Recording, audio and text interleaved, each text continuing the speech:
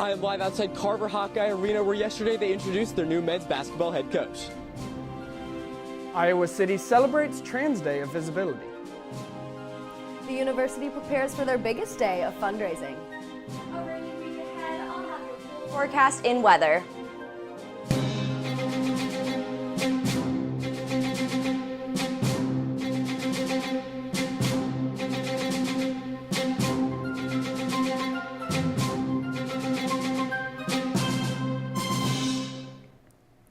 Good morning from Iowa City. It is Wednesday, March 26th. I'm Julia Rhodes. And I'm Ryan Lynch. And Julia, it was pretty nice out yesterday, but I'm really just hoping it keeps up with this warm weather. Me too, Ryan. And that's why we have the third member of our team, Elizabeth Smith, here in the studio to tell us today's weather. Elizabeth, are we gonna continue to see this nice, beautiful weather out there? Unfortunately, guys, this week may be rainy, so remember to pack your jackets and umbrellas. And right now, it is currently 39 degrees. Looking out onto the Pentacrest, today is expected to remain in the low 60s throughout the day with some clouds. Tomorrow, expect rain as the temperature reaches the low 60s again. Spring showers are rumored to bring May flowers, so hopefully some will begin to spring up soon. Back to Ryan and Julia. Yeah, Ben, with this rainy weather, it might be a bit of a downer, but it seems like there's some good news for Iowa men's basketball. Yeah, absolutely. And Colin, correct me if I'm wrong, but it seems like there may be a lot of anticipation and even expectations for this new coach. Yeah, with men's basketball hiring a new head coach, fans were just lined up at Carver Hawkeye Arena, a lot of students. It was a really cool sight there yesterday. Yeah, for sure. Definitely exciting to see some excitement over men's basketball. Absolutely. I don't know if you noticed with me, I got the blue tie, white shirt combo today, but now for Ben McCollum, that's his old look. The new look from Bulldog the Hawkeye will be the white shirt and gold tie, as we have Jake Rios live at Carver Hawkeye Arena with the new head coach and the update on his introductory press conference. And what can you tell us about the new sheriff in town? Thanks, guys. And yeah, I am live outside Carver Hawkeye Arena, where yesterday new men's basketball head coach Ben McCollum was hired and had the press conference in the Feller Room. Now, athletic director Beth Goetz said that it was, quote, a truly special day for Hawkeye men's basketball. The Hawkeyes welcomed their new men's basketball head coach, Ben McCollum, following the Hawkeyes' second straight year missing the NCAA tournament. Ben has an exceptional mind for the game, a relentless competitiveness, a commitment for truly developing young men on the court and off. The four-time Division II national championship winning coach was born in Iowa City and raised a Hawkeye fan, making the job a dream come true. Iowa City, I was born here, lived here for 4, 5, 6 years of my life, and have cheered for the Hawkeyes for a long time. McCollum explained his defensive plans with the Iowa men's basketball team, an area he dominated during his time with the Drake Bulldogs. Efficient. Why do you want to be efficient? Because you can set your defense. So if I put the ball in the basket more times and you have to take it out of bounds, I can set my defense. McCollum mentioned his support in retaining the current roster after several Iowa players entered the transfer portal. Let's see if we can get Price, Cooper, Josh, see if we can get them some support as well. Maybe just like text them or tweet them or anything like that and get them excited about coming back to University of Iowa and making this thing grow. Ben McCollum shared that Beth Goetz promised him he could use any of the resources he wants to build the roster he needs. Back to you guys in the studio. Iowa City will celebrate transgender community with 5 days worth of Trans Day of Visibility activities. Corridor Community Action Network will be facilitating events in the Iowa City corridor beginning tomorrow, March 27th, and ending Monday, March 31st. The celebrations follow a historic bill that Iowa Governor Kim Reynolds signed on February 28th, removing gender identity as a protected class in the Iowa Civil Rights Act. The Trump administration is coming under heavy fire for a group chat that leaked classified information. DITV News Director Johnny Valtman has the details of the chat and the aftermath of the leaked information. The group chat was created by National Security Advisor Mike Walton and included some of the big people in the Trump administration, including U.S. Defense Secretary Pete Hegseth, Director of Intelligence Tulsi Gabbard, and the Vice President himself, J.D. Vance. The app Signal was used with the editor-in-chief of The Atlantic in the chat on Monday. Classified information centered around an upcoming military strike against Houthi rebels in Yemen. A Senate panel to question members about the chat assembled and a hearing was held yesterday. I was on a signal messaging group. So you were the John Ratcliffe on that chat? I was. Members of the panel were left unsatisfied with vague answers as the incident is under investigation and information shared in the messages are classified. Panel members reinforced potential consequences for the members' behavior. An intelligence officer, and they had this kind of behavior, they would be fired. Democrats as well are pushing for punishment for those involved in the chat. President Trump is backing his administration, making false claims that the information was not classified. It's equipment and technology that's not perfect, and probably he won't be using it again. Investigators continue to look into the case to figure out what exactly was spread and if the leaked information broke any laws. From the University of Iowa, Johnny Valtman, DITV. The Iowa legislature has added some new updates. DITV's Annika Perez is in the newsroom with what all is going on. Thanks, guys. And this week is a busy one for K-12 students. Governor Kim Reynolds' main focus this legislature session has been to ban cell phones from Iowa classrooms. However, Senate lawmakers added an amendment to the bill that would put the law into effect sooner. This is the projected implemented when school starts in the fall. For university students, this does not affect us. A new federal ruling has banned books on hold. Iowa cannot, for now, continue to enforce part of its banned book law that bans books including sex acts in schools. This is due to another higher court ruling that claims they are exceeding constitutional applications with the law.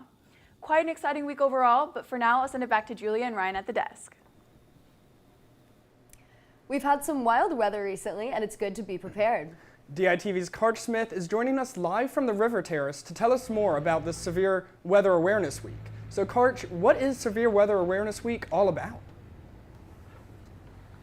Yes, Ryan, the Iowa Department of Homeland Security and the National Weather Service teamed up to promote severe weather awareness in Iowa March 24th through the 28th. Expect your phones to be buzzing as the Hawk Alert system will do a test with the National Weather Service starting at 10 a.m. This is in light of one of the worst weather years in Iowa's history, where we saw 125 tornadoes touch down, breaking the record by 5. This week is a great reminder to carry one of these and always wear one of these and always check the weather. Back to Ryan and Julia at the desk. Today is the university's biggest day for fundraising called One Day for Iowa. I'm here with the School of Journalism and Mass Communications Student Success and Engagement Coordinator, Jake Mayer. Jake, I've heard there is a 4-hour telethon happening for the very first time this year. So what exactly does that entail? Well, the School of Journalism and Mass Communication has been making a lot of moves over the last few years to be more of a nationally recognized school of journalism as opposed to just very, very notable in the Midwest. So the Daily Iowan acquired some local newspapers. We started our own internal marketing agency called the Adler Agency. And we're doing more experiential learning across cities, not just Iowa City and the corridor area. Absolutely. Well, thank you so much for being here with us today to tell us just a little bit and giving us your time this morning. And make sure to tune in after the show to see DITV and more of the Journalism School and the 4-hour telethon. Well, coming up, we'll have some more in women's basketball. Their end in March Madness. Softball was fantastic, and then maybe a comeback from baseball. We'll find out after the break.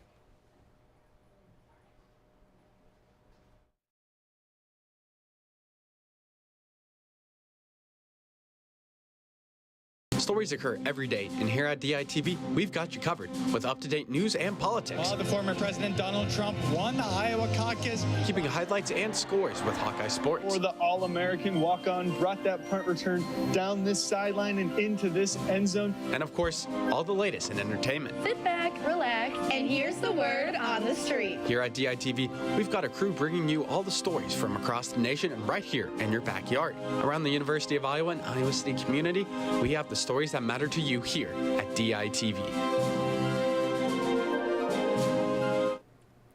Now, Ryan, I think the warm weather has been teasing us just a little bit. I'm not sure exactly what to wear when I go out in the mornings. So what do you think? Yeah, I'm not quite sure either. It's going to be interesting to see what days we have clear skies, how warm it is. But that's why we have Elizabeth Smith to give us a look at this week's weather. Thanks, guys. Taking a look back over the week, students might have to make their walk through campus through some rain and drizzle. While rainy skies are expected tomorrow, temperatures are supposed to be in the upper 60s and possible thunderstorms throughout the night. Sunday looks to be staying cloudy with a high in the mid-50s and a high chance of rain showers. As for the beginning of next week, it seems like it's going to clear up on Monday and Tuesday with temperatures in the mid-40s. It's looking like the rain showers may be sticking around for the end of this week, so be sure to bundle up and stay warm and dry. That's all for weather on this rainy Wednesday. Let's see what else Julia and Ryan have for us. And speaking of rainy weather, I heard it was a rainy game for women's basketball. Yeah, it was definitely a bit of a sad ending to a good Oklahoma team. Colin, what do you have to say about it? Yeah, I mean, one of the better teams in the entire bracket, third seed in the region, Oklahoma beat Iowa women's basketball on Monday, 96-62. A really impressive win as they were shooting lights out. It ended their NCAA tournament run in the second round. It also marks the end of a huge run for their seniors. DITV's Brady Barron has the impact on their on the team.